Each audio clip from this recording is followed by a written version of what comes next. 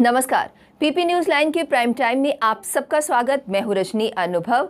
आइए सबसे पहले नजर डालते हैं आज दिन भर की प्रमुख सुर्खियों पर। प्रदेश के 11 जिलों में 84 घंटों के लिए लॉकडाउन की घोषणा। शाम 7 बजे से शुरू होगा लॉकडाउन, आवश्यक सेवाएं रहेंगी जारी। हटली मोड़ औद्योगिक क्षेत्र में लगी भीषण आग, ठेकेदार समेत एक श्रमिक की जिंदा जलकर हुई मौत। जम्मू कश्मीर हाईकोर्ट के डिवीजन बेंच ने गांधीनगर क्षेत्र में जम्मू नगर निगम द्वारा 8 फ्लैट्स की अलॉटमेंट की रद्द। और क्राइम ब्रांच ने गृह विभाग के पूर्व विशेष सचिव गुलाम मोहिउद्दीन गनई के खिलाफ मुकदमा किया दर्ज। सर्विस बुक में फर्जीवाड़ा कर जन्मतिथि में किया गया था फेरबदल। अब समाचार विस्तार से। पहले एक नजर आज के मुद्दे पर।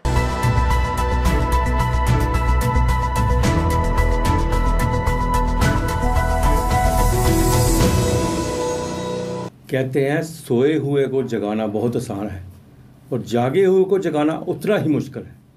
यही हाल जम्मू म्यूनसिपल कॉरपोरेशन का है। जम्मू के अंदर कोरोना बुरी तरह से दस्तक दे रहा है।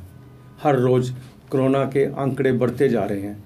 यहाँ तक मौत के आंकड़े भी दिन प्रतिदिन बढ़ते ही जा रहे हैं। लेकिन म्यूनसिपल कॉरपोरेशन के ऑफिसर्स ये कह रहे हैं कि जम्मू में सैनिटाइजेशन की ज़रूरत नहीं है। एक तरफ मलेरिया और डेंगू सर पर चढ़कर बोल रहा है। किसी वक्त भी मलेरिया और डेंगू का भी यहाँ जोर हो सकता है। कोरोना से तो हम जूझ ही रहे हैं, लेकिन नई आफत भी सामने आ रही है। लेकिन कॉरपोरेशन के कानून में जूं तक नहीं रेंग रही। अब मुद्दा ये है कि इनके कॉरपोरेटर भी अब चिल्लाने लगे हैं कि हमें सैनिटाइजेशन की सख्त ज़रूरत है। तो उन्होंने एक कैलेंडर निकाला है, उनकी डेट फिक्स की है, हर वार्ड में किस किस दिन सैनिटाइज किया जाएगा। दरअसल बात ये नहीं है। दरअसल बात ये है कि म्यूनसिपल कॉरपोरेशन खुद ICU में पड़ा हुआ है। नहीं यकीन तो आप मांडा जाके देखिए, इनके सारे इक्विपमेंट वहाँ पे धूल चाट रहे हैं। जिन इक्विपमेंट को स्पेशल कोरोना के लिए ख़रीदा था, कोरोना काल से लड़ने के लिए ख़रीदा था, सैनिटाइज करने के लिए ख़रीदा था, वो वहाँ पर पड़े धूल चाट रहे हैं। वह यहाँ पर बैठ के सिर्फ बयानबाजी कर रहे हैं। जम्मू कश्मीर में स्वास्थ्य और आपदा प्रबंधन से जुड़े विभागों को छोड़ अन्य सभी विभागों में 50% कर्मचारियों की क्षमता के साथ कामकाज करने का आदेश आगामी चंद दिनों में जारी हो सकता है। फिलहाल प्रदेश में स्कूली शिक्षा और शिक्षा विभाग के शिक्षकों को वर्क फ्रॉम होम व अन्य स्टाफ को भी जरूरत के हिसाब से न्यूनतम संख्या में बुलाने का आदेश जारी हो चुका है। उच्च पदस्थ आधिकारिक सूत्रों के अनुसार उपराज्यपाल मनोज सिन्हा ने कोरोना वायरस संक्रमण के प्रदेश में तेजी से बढ़ रहे मामलों को देखते हुए सरकारी विभागों में 50% की क्षमता से कामकाज करवाने के मामलों पर चर्चा की। जिले के हटली मोड़ औद्योगिक क्षेत्र में जिंक की सिल्लियां बनाने वाले कारखाने में भीषण विस्फोट से आग लग गई। लपटों की चपेट में आने से उत्तर प्रदेश के रहने वाले ठेकेदार और एक श्रमिक की जिंदा जलकर मौत हो गई। मृतकों की पहचान ठेकेदार शकील उम्र 31 साल निवासी बिजनौर और श्रमिक सलमान उम्र 24 साल निवासी मुजफ्फरनगर उत्तर प्रदेश के रूप में हुई है। धमाके से कारखाने की खिड़कियों के शीशे भी टूट गए। 3 घंटे रेस्क्यू ऑपरेशन चलाकर आग बुझाई गई। प्रत्यक्षदर्शियों के अनुसार बुधवार दोपहर लगभग 12:30 बजे हटली मोड़ से सटे औद्योगिक क्षेत्र में जोरदार धमाके की आवाज़ सुनाई दी थी, जिसके बाद देखते देखते धुएं के गुबार उठने लगे। धमाके के बाद इकाई के भीतर भयंकर आग लग गई। इस दौरान मौके पर काम कर रहे 3 श्रमिक आग की चपेट में आ गए। अन्य श्रमिक भागकर उन्होंने अपनी जान बचाई। यहाँ पे एक जिंक और कॉपर का कुछ केमिकल बनाते हैं, उसकी फैक्ट्री है। और इसमें एक ये कहते हैं कि कुछ लोग ऊपर रिपेयर कर रहे थे और एक सडनली ब्लास्ट हुआ है। अब वो ब्लास्ट जो है एक्सीडेंटल है, डेलिब्रेट है, नेग्लिजेंसी है, that's a matter of investigation. उसका कुछ बता नहीं सकते हैं। लेकिन अनफॉर्चुनेटली इसमें अभी मैंने देखा कि 2 डेड बॉडीज़ हैं जो चार्ड हैं, बिल्कुल जल गई हैं। और एक आदमी जो है वो इंजर्ड है, जिसको अभी हमने GMC कठुआ में शिफ्ट किया हुआ है। जम्मू कश्मीर प्रशासन ने दावा किया है कि जम्मू कश्मीर के अस्पतालों में अभी ऑक्सीजन की कोई कमी नहीं है। पर्याप्त मात्रा में ऑक्सीजन की सप्लाई हो रही है। हालांकि सरकार के दावों के बीच एक तथ्य ये भी है कि अस्पतालों में ऑक्सीजन की मांग बढ़ती जा रही है। सरकार का कहना है कि उसके बाद अभी जम्मू कश्मीर के पास 54,500 क्यूबिक मीटर सप्लाई हो रही है। इसमें 24,500 क्यूबिक मीटर अस्पतालों और 30,000 क्यूबिक मीटर निजी उद्योगों में हो रही है।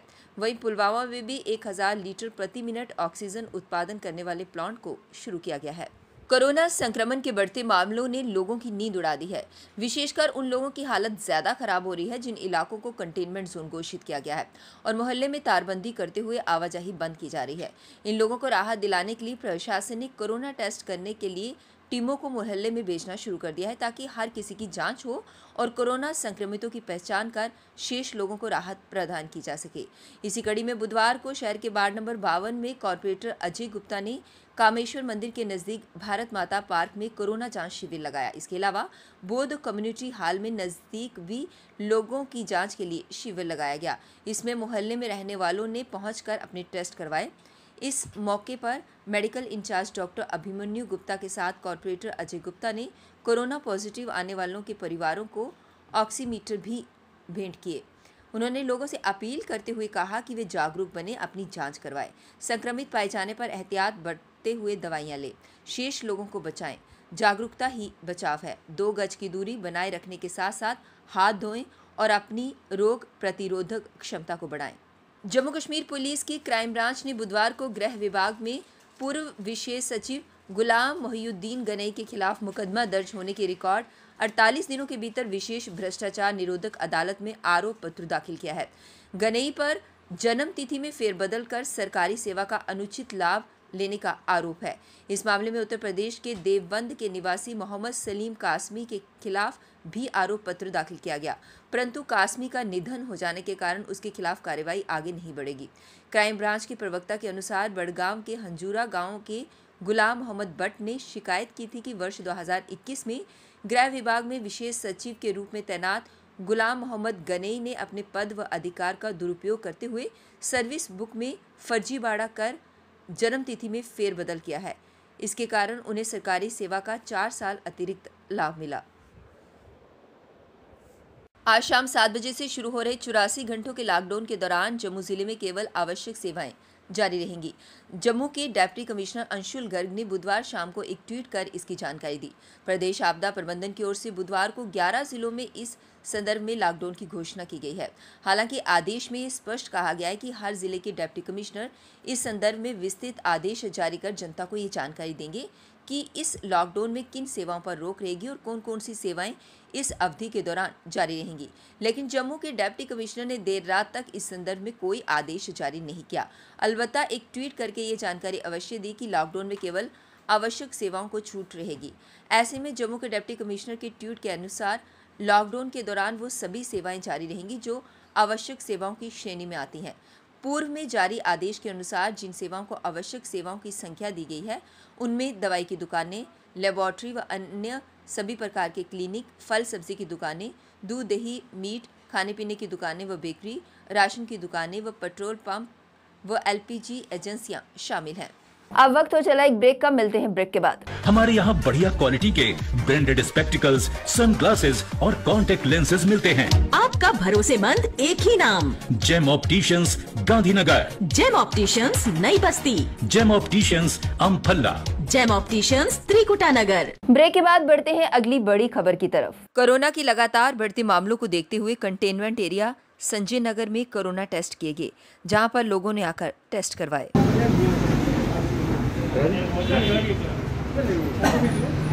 करीब 1 साल पहले अस्पतालों में शुरू हुई निशुल्क जांच रिपोर्ट को कई अस्पतालों में गंभीरता से नहीं लिया जा रहा।